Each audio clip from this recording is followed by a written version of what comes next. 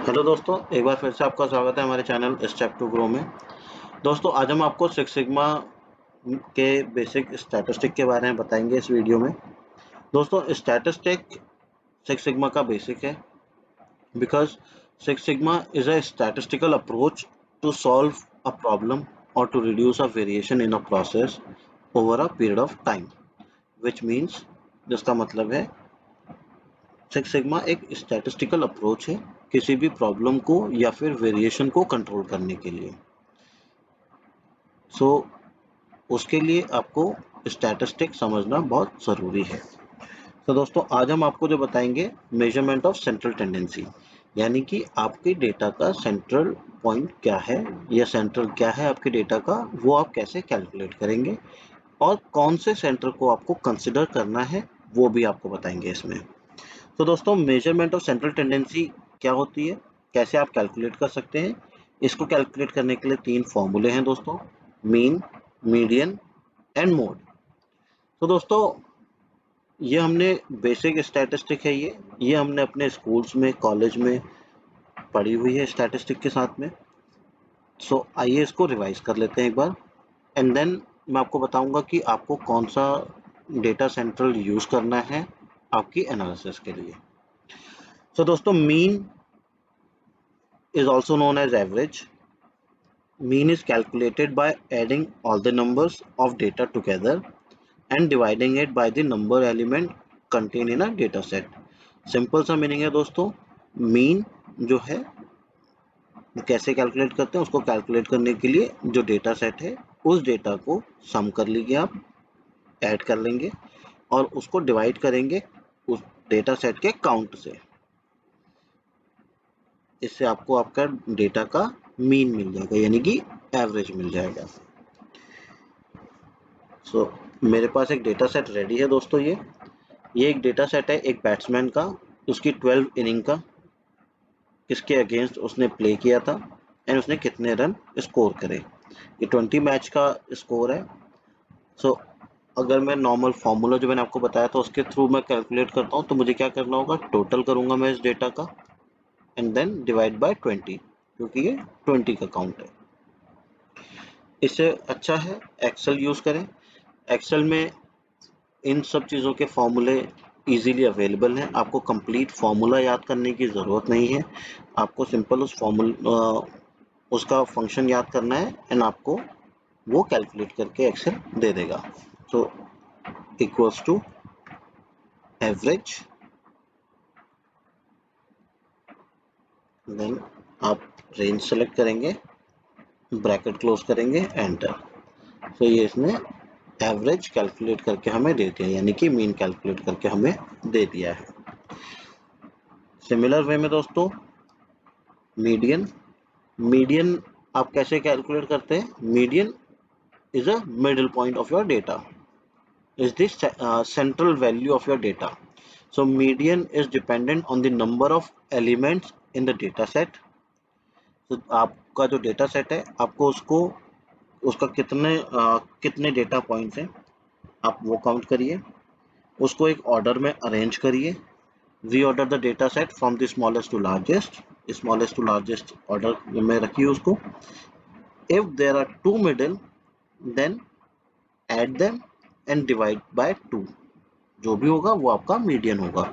It means कि आपने एक डेटा है आपके पास, उसको आपने एक ऑर्डर में अरेंज किया, काउंट किया कितना है, एंड उस डेटा का सेंटर है वो क्या है।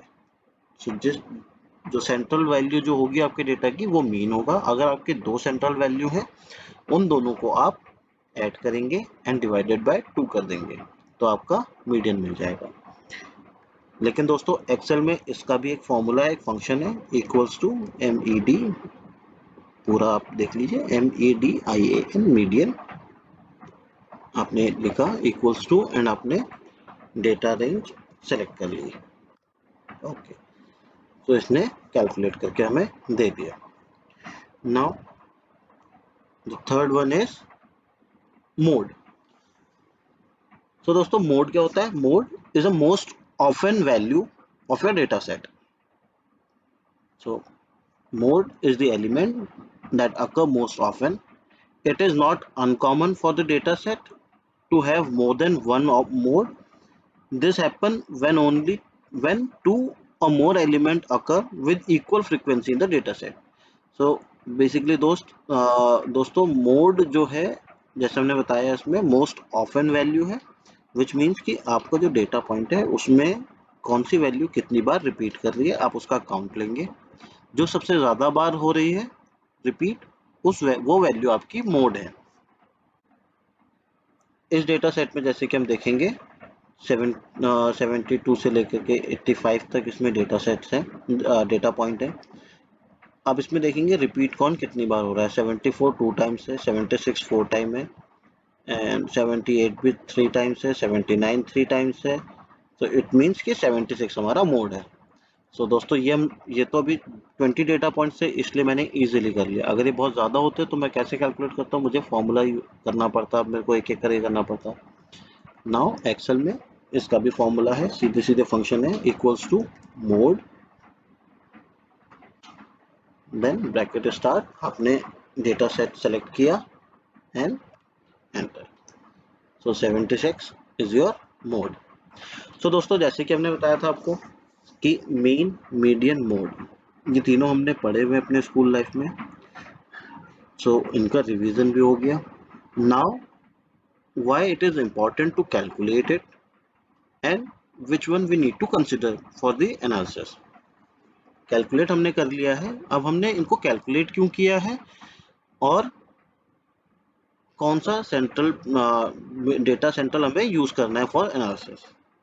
तो दोस्तों हमने इसे कैलकुलेट क्यों किया है, बिकॉज आप जब भी कोई प्रोजेक्ट करेंगे तो उसमें आपको अपने डेटा का डेटा सेंट्रल पता होना चाहिए, सो दैट कि जब आप फर्दर एनालिसिस करेंगे तो आपको पता रहेगा कि आपके डेटा में वेरिएशन कितना है। वेरिएशन जो है आपके डेटा सेंट्रल से कितना वेरिएशन आपके हर एक डेटा पॉइंट्स में है, देन कितना स्प्रेड है आपके डेटा में।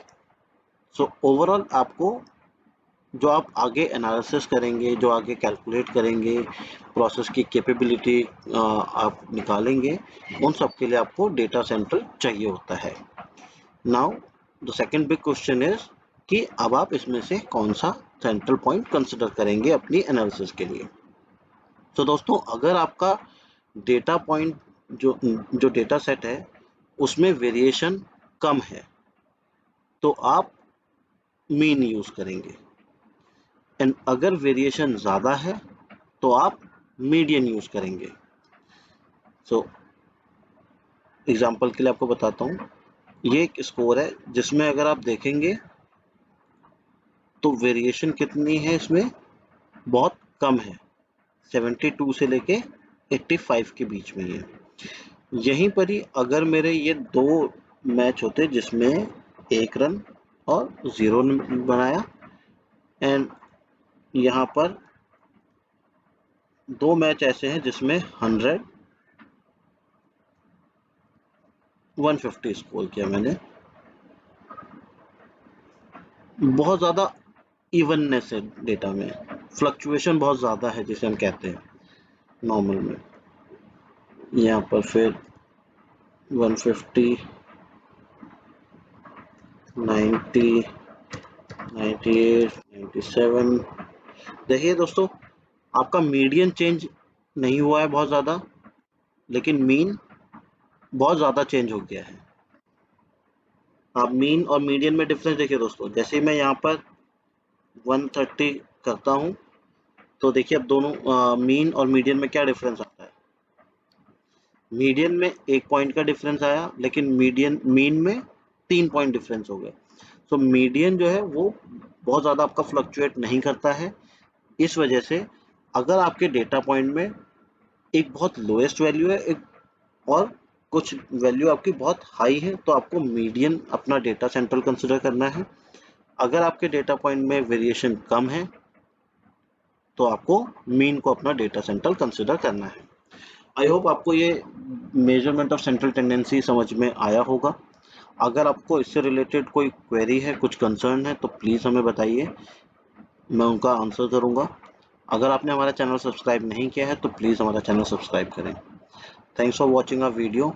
नेक्स्ट वीडियो में हम आपको मेजरमेंट ऑफ डिस्पर्शन के बारे में बताएंगे कि आप कैसे उसको कैलकुलेट करेंगे और क्यों कैलकुलेट करते हैं। थैंक यू दोस्तों।